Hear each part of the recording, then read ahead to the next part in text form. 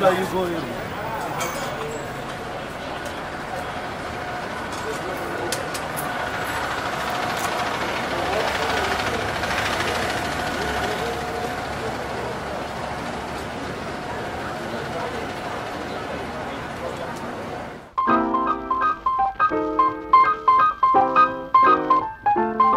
Mrs. Murphy couldn't sleep. Her nerves were slightly off the beat until she solved her problem with a can of Ovaltine.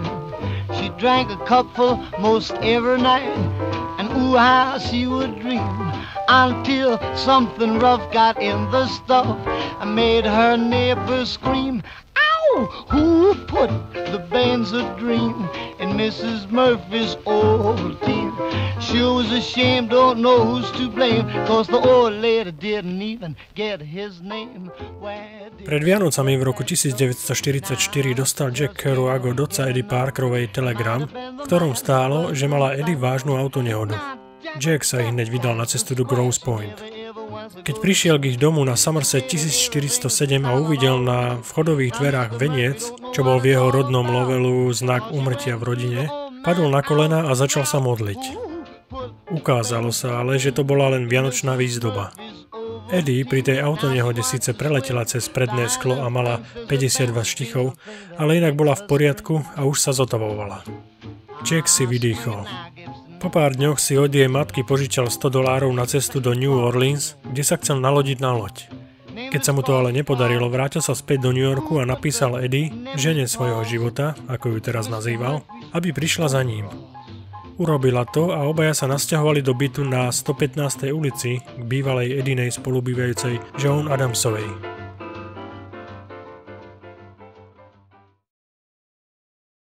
Joan Adamsovej sa práve narodila dcéra, takže potrebovala do 5-izbového bytu nájomníkov, ktorí by jej pomohli s platením. Krátko po nasťahovaní Eddie a Jacka zoznámil Jack s Elenom Joan s Williamom Burroughsom, ktorý sa k nej nasťahoval tiež. Joan Adamsovej sa páčil Billov zmysel pre humor.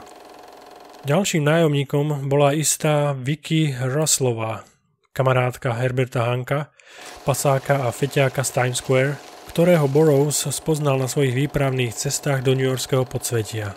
Vicky Ruslová, inak známa ako Priscilla Erminger, bola vreckárka, teraz prostitútka, ktorá o drogách vedela viac než oni všetci dohromady. Značnú časť v tomto byte trávil samozrejme aj Allen Ginsberg. Posledným členom osadenstva bytu na 115. ulici bol Hal Chase, študent antropológie na Kolumbijskej, ktorý svojím spôsobom nahradil Luciana Carra, ktorý sedel v Elmíre. Hal vyrastol v Denveru, v meste približne rovnako veľkom ako Lovell, odkiaľ pochádzal Jack. Akurát, že Denver leží na západe a to Jackovi imponovalo. Vždy tvrdil, že jedine západ predstavoval tú pravú Ameriku.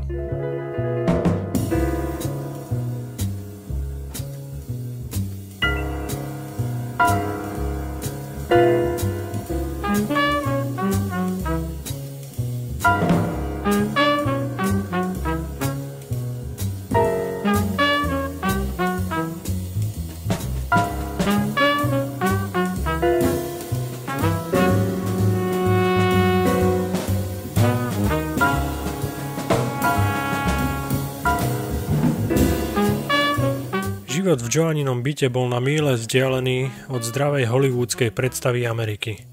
Spávali každý s každým, niekedy sa ich v posteli ocitlo aj 6. Užívali marihuánu, morfium a benzedrín. Vicky ich naučila vyťahovať z benzedrínových inhalátorov, ktoré sa predávali pod pultom v drogériách, papierové prúžky nasiaknuté benzedrínom.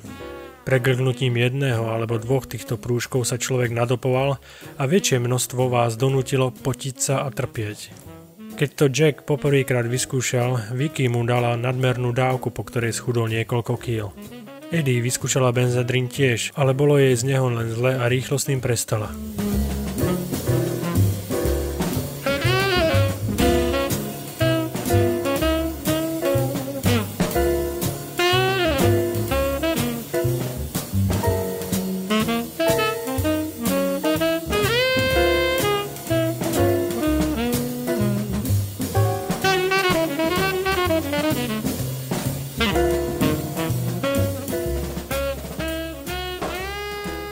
Po prestávke spôsobenej prípadom zabitia Davida Camerera sa Jack a Ellen vrátili k Burroughsovi ako k učiteľovi a k človeku, ktorý ich zahŕňal vzdelaním, knihami a osobitým pohľadom na kultúru.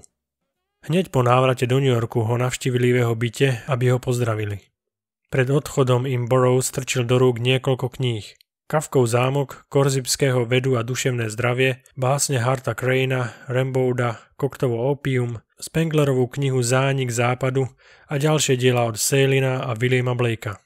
Počas rozhovoru im ukázal aj Majské kodexy a prediskutoval s nimi učenie talianskeho filozofa Vicca z 18. storočia.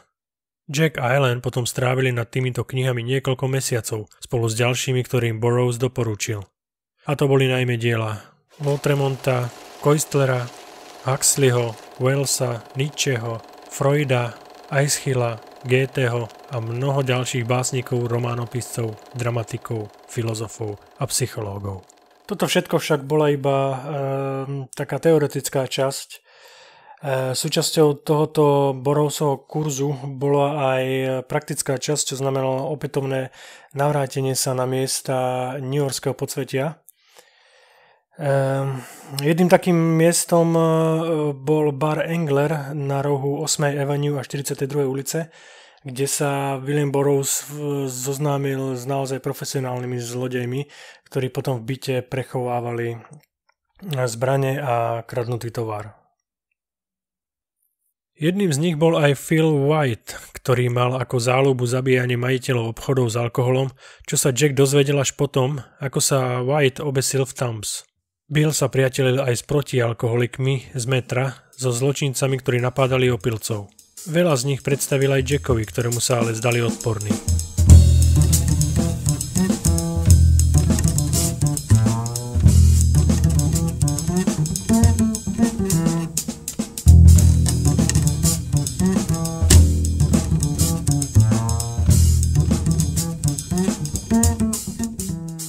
Ďalším miestom, na ktoré ich Burroughs vodil, bol bar White Rose v centre mesta. Tu sa často stretávali s už spomínaným Herbertom Hankom. Práve v tomto bare sa odohrala scéna, ktorá prinútila Eddie sa týmto miestam a obzvlášť Herbertovi Hankovi vyhýbať. V jeden večer sa do Eddie zamiloval gangster menom Lucky, ktorý prebodol nožom iného chlapa len preto, že Eddie oslovil na bare. Život v byte na 115. ulici ale pokračoval vlastným tempom. Jedného rána sa otvorili dvere, v ktorých stál Paul Adams, Joannin manžel, ktorý sa práve vrátil z fronty v Európe. Keď ich všetkých spolu s Joan uvidel v jednej posteli nadopovaných benzedrinom, nemohol uveriť, že toto je to, za čo bojoval, a ihneď sa s Joan rozviedol.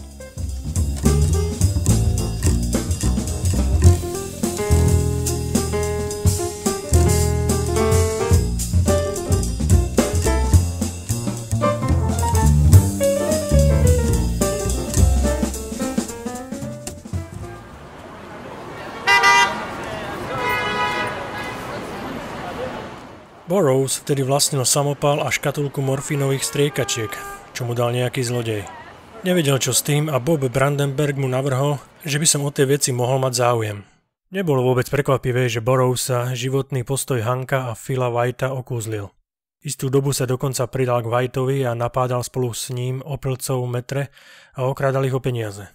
Pred nasťahovaním sa k Joan býval Hank na Henry Street, odkiaľ spolu podnikali výpravy na nočný Times Square. Tedy, pri našom prvom stretnutí s Jackom Kerouacom, vyzeral Jack ešte ako správny navoňaný Američan. Ako tí ulízaní krásavci z reklamy na košile Arrow.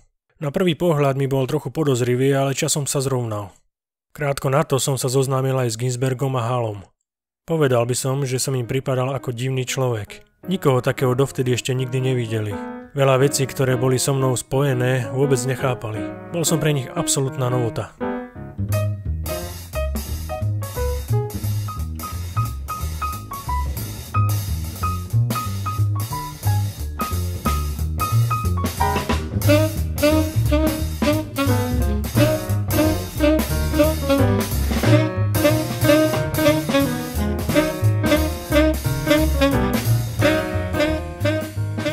V tej dobe sme sa s Kerouacom a s Burroughsom poflakovali v spoločnosti Herberta Hanka, prostitúta, starousedlíka a polovičného feťáka ale taktiež súčasne zamestnanca doktora Alfreda Kinseyho, ktorý sa motal okolo Times Square, kde zbieral štatistický materiál ohľadom sexuálneho života vandrákov. Hank bol jedným z jeho sprostredkovateľov, ktorí vyhľadávali osoby na rozhovory. A tak sa medzi ľuďmi, z ktorých výpovedí vznikla pôvodná Kinseyho správa, ocitli Herbert Hank, William Burroughs, Jack Kerouac a ja. Bola to taká vtipná historická zhoda náhod. Ako sa vo svojich textoch neskorších vyjadrovali Allen Ginsberg a Jack Kerouac, tak Herbert Hank mal pre Beat Generation veľký význam, pretože na tých samých začiatkoch okolo roku 1944 ich vlastne Herbert Hank učil jazyku, slangovému jazyku newyorskému, ktorý oni potom pretavovali do svojich textov. Taktiež Allen Ginsberg myslím, že píše, že vlastne Herbert Hank je v zásade pôvodcom výrazu beat, respektíve Beat Generation. Takže vlastne pôvod tohoto slova, tohoto významu je od Herberta Hanka. Keď som v roku 1944 poprvýkrát videl hipsterov, ako sa potulujú okolo Times Square, tak sa mi tiež moc nezdali. Jeden z nich, Hank zo Chicaga, sa ku mne primotal a hovorí: čo tiebe, ja som ale zbitý. Hneď mi docvaklo, čo ty myslí.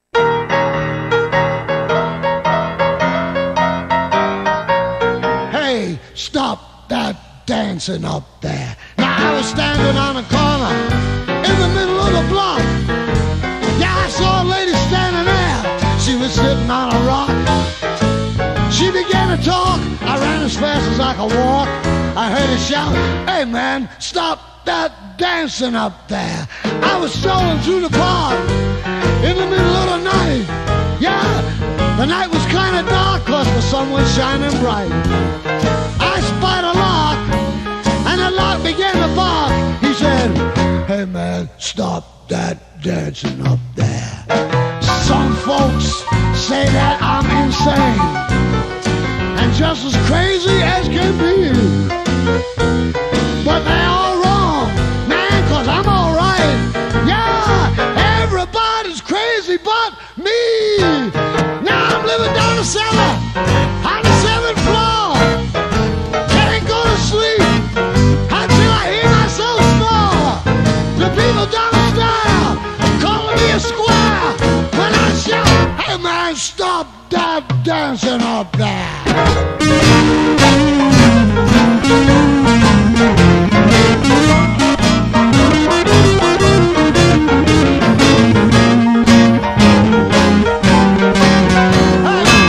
Come on, stop that dancing up there.